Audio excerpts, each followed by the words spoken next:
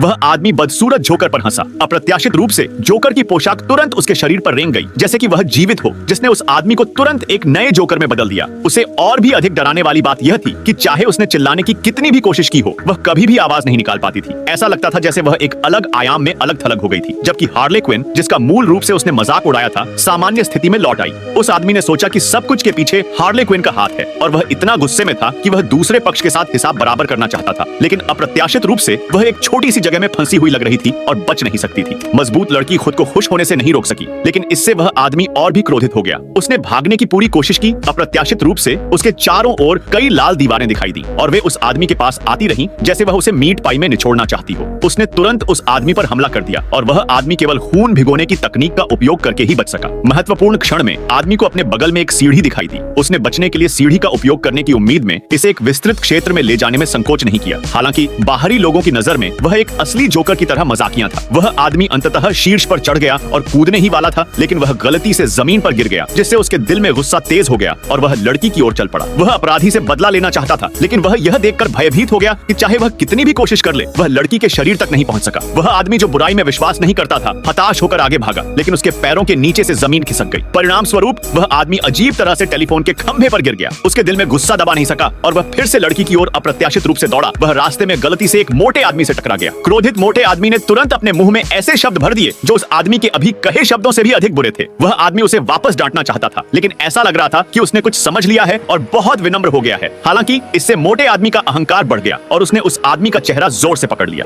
अप्रत्याशित रूप से अगले सेकंड जोकर पोशाक वास्तव में मोटे आदमी के शरीर पर चढ़ गई और आदमी एक पल में सब कुछ समझ गया कि जोकर पोशाक केवल उन लोगों को दंडित करती है जो असभ्य थे। निर्देशक ने व्यंग्य की कला को अपने चरम पर लाने के लिए अपनी जंगली कल्पना का उपयोग किया, जो विनम्र नहीं होने के खतरों को दर्शाता है। इसलिए हम भी दुखी होंगे, जीवन में ध्यान देना चाहिए और दूसरों की गलतियों की सजा खुद को नहीं देनी चाहिए।